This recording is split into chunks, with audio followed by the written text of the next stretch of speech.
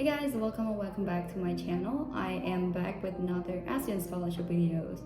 So, in my previous video, some of you guys have asked me some of the details about the ASEAN Scholarship, like the benefits and what is my life like in Singapore. So I thought I would make this video telling you guys the nitty-gritty details about the ASEAN Scholarship, the benefits, my experiences to share with you all, and I hope you enjoyed this video. Let's get started. So let's start with the basics.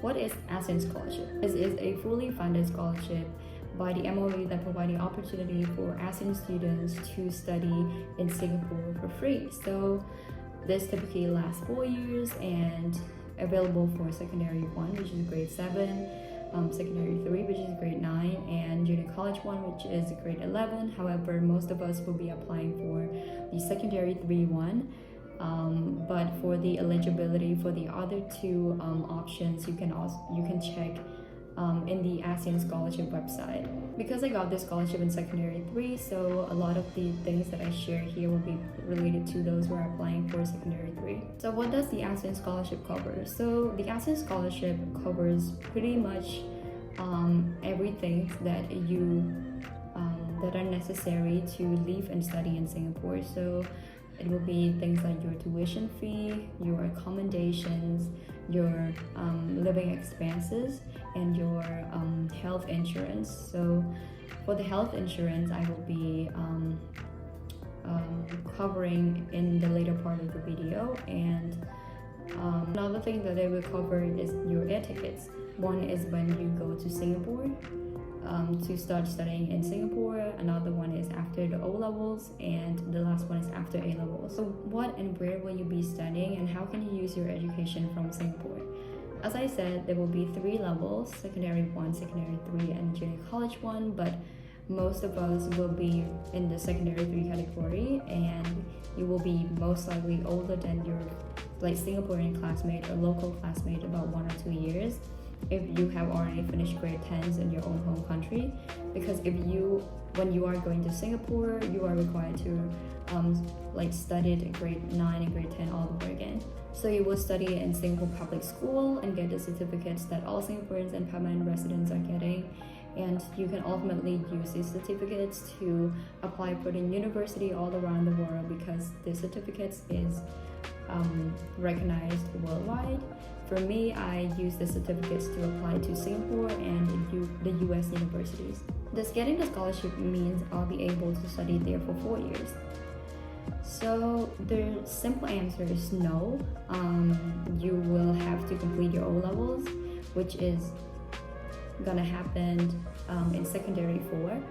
And from your O-level results, if you meet the minimum requirement of scores to renew the scholarship, then you will be able to proceed to study in grade 11 and grade 12 and completing your A-levels or IB diploma, depending on which school you get into. So what happens if you don't meet your O-level score requirements? If you don't meet your O-level scores requirement, there are usually 2 options. So the first one will be you paying your own education in Singapore if you choose to stay, and the second option is to come back to your home country and study in your home country.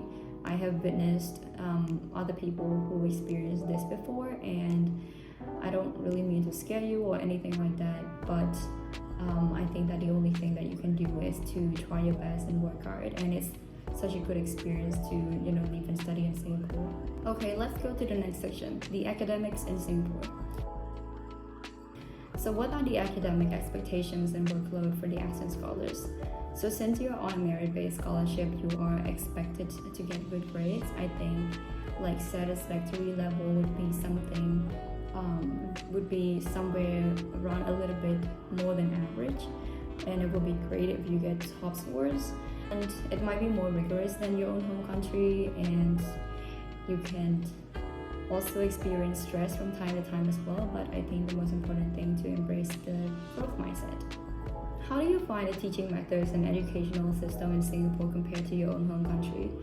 I live in a rural area and attended the public schools in my own home country, So they bring a lot of exposure to like the outside materials or things like technology. So obviously coming to Singapore and attending Singapore public schools will be something that is almost completely different. It was stressful and I got used to it at the end, and many people did, so definitely do not worry about that. Did I face academic challenges? Yes, I faced academic challenges. I struggled with English a lot in my first year. English was like a nightmare to so many scholars, not just me, and this is because a lot of us did not study academic English when we are in our home country. So, coming to Singapore and studying everything in English is definitely a challenge, and it's actually surprisingly very common to see people failing English when they first come, or failing English in general. Sometimes it doesn't really matter how good you are in English. It's just that you can fail because sometimes you are only great at daily or conversational English, but academic English needs some time to get used to and some time to learn and cultivate. But it gets better as I try my best to study and try my best to consult my teachers. Sometimes I got very stressed out because obviously you can lose your scholarship because of your grades. Try your best to seek all the supports that you are given in school. So what support system are in place for ASEAN scholars who may be struggling academically? So this one is a very long list, so I'm gonna read off my notes. So one of the things that MOE knows for sure is that most of us are gonna struggle with English at school. So from the beginning, when you first come to Singapore, you'll likely be required to undergo this thing called English bridging course about 1 or 2 months before your school start. So it will last a little more than a year. During school terms, you will be attending this course in the weekend, and also the other purposes of this course is for you to make friends with other scholars and also to be more familiar with the Singapore cultures and the way of life. This course actually helps me a lot in getting better at English, but I can't say for sure that it really helped me survive school, but this is why the second point is very important. The second point is that this is one of the best part of about the Singapore's education system, and their public school is actually so good and so dedicated to students. You can schedule consultations with your teachers when you want to clarify certain things. It's kind of like a tuition. It's like a one-on-one tuition, and that is why it's not necessary to have tuition here in Singapore. But if you can afford one, you can go for it. For me, I did not have tuition, and I managed to survive. Of course, like I said, I struggled with English, so I did a lot of consultation with my teachers, like writing essays and consulting with them, like what went wrong, and like when I struggle with certain concepts, then I just go to them and have consultations. It's very easy. And another option is that you can always ask your roommates, your scholars mates, your seniors, because they have more experiences than you, or they may have more experiences than you, and also they are super smart. So definitely go ask them. You can go ask your classmates as well, because they are definitely more familiar with this education system, since they are already educated in Singapore since they were young. But I think the most important thing is not to be embarrassed about it, because you're not going to be able to understand if you don't ask, and if you don't clarify, it will snowball, and you absolutely do not want that to happen. And if you have the money, like I said, by all means go for tuition. It's gonna be super expensive though, I have to warn you. Let's move on to the third part of this video, which is life in Singapore and the practical tips. So what should new ASEAN scholars bring when they move to Singapore? I'm just gonna delve through stuff that I think that you might need to bring, but not personal stuff or personal items or something like that. So firstly, bed linen is actually provided. So these are, your pillow, your pillowcase, your bed sheets. You do not necessarily need to bring them from your home, but I would say that they're not the most comfortable ones. So if you have the space in your luggage, you can definitely bring like bed linens from your own home. during my time, a lot of Chinese scholars brought theirs from home and use it in the dorm. But for me, I did not, and I think it was fine. The weather here is so hot and humid, so you knows what kind of clothes that you need to bring, right? And also it rains a lot and it's not very predictable. It can rain every month, so I think that bringing a waterproof sneaker will be very handy, because sometimes you don't want to go to schools and your leg and your shoes are all wet. It will be very uncomfortable.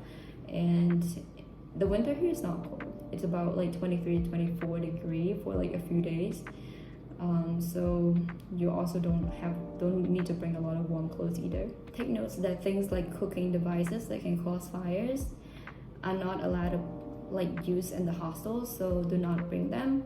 But you can use electric kettle if you want, so you can bring if you want, but there's are usually hot and cold water dispensers in the hostels, so you also don't really need to bring the electric kettle unless you want to bring. The most important thing to bring is the money. It's quite obvious. I think it's also included in the packing list that the Singapore Ministry of Education will email to you nearer to the date of your departure. But it is very obvious that you need to bring money, because when they first come, you're not going to have your bank account set up, so you're not going to get your allowance immediately, and you need to use some of your own monies to fund some of your daily expenditures first. So what is life like in the hostel? I will start with the facilities available. So there are the rooms, canteens, lounges, music room, study room, laundry room, bathrooms, delivery services, and boarding facilities. Some hostels have gym, but most don't. So in the hostel, you will be living with other roommates who might not be of the same countries or nationalities as you. So it is very important to understand each other as much as possible and also be considerate. The rooms are usually quite small, so you can't put all of your stuff everywhere like you did in your own home. But of course, there are gonna be people who are very disorganized and who have so many stuff and put them everywhere. But please don't be like that, and be considerate of other people. In your rooms, there are usually fans and not air conditioning, so you might need a desk fan if you're gonna stay in your room a lot. So each 1 or 2 floor will have a pantry. There are microwave, refrigerators, water dispenser, counters, and shelves. So you usually are not allowed to cook, and that's why there is no oven or gas stove.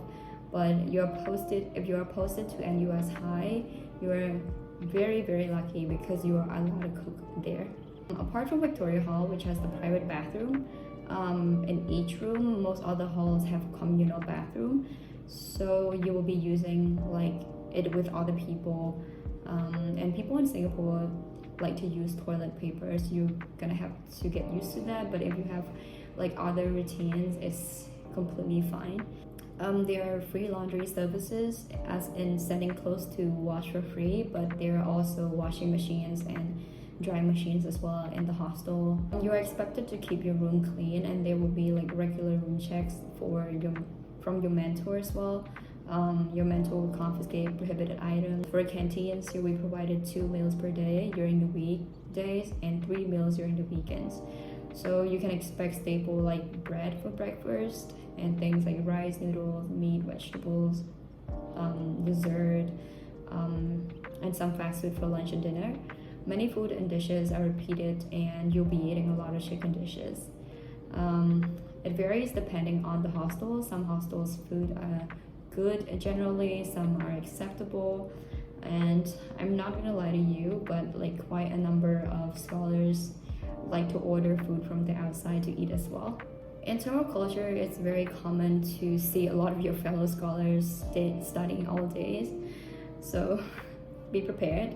It is very diverse and very multicultural. So you will get plenty of opportunities to interact and learn from each other as long as you're willing to. And there are also gathering events like, Chinese New Year, graduation nights, and other personalized events based on each hostels. There are also curfew times. It really depends on each hostel's policy, but they have curfew times as early as 8:30 p.m. for some hostels and 10:30 p.m. for other hostels. There's also compulsory study time as well. What are some super essential apps or tools that help you make your life easier in Singapore? Okay, so firstly, transportations.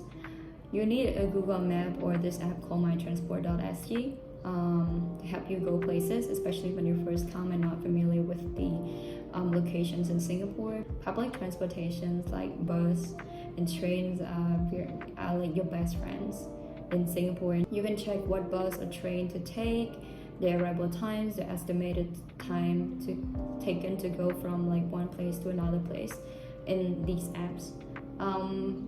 Food delivery apps. For communication, people here use WhatsApp. What about health? So for health, you'll be provided with health insurance. You can only visit approved clinics for like some general treatments.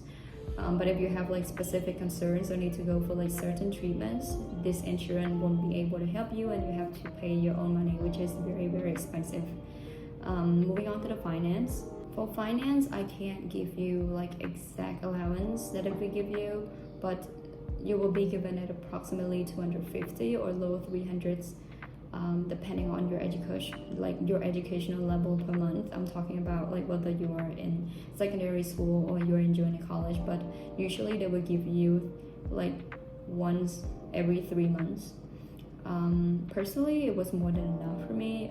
If you only spend on some like groceries, school materials, food at schools, like going out once or twice a week, like and eating out, and also buying a few pieces of clothes per year, it's gonna be like enough or like more than enough. But if you like to go out a lot and buy a lot of stuff, it's not gonna be enough, and you will likely need to ask your parents for more money. So it's really depending on your lifestyle. Okay, so this is it for the video.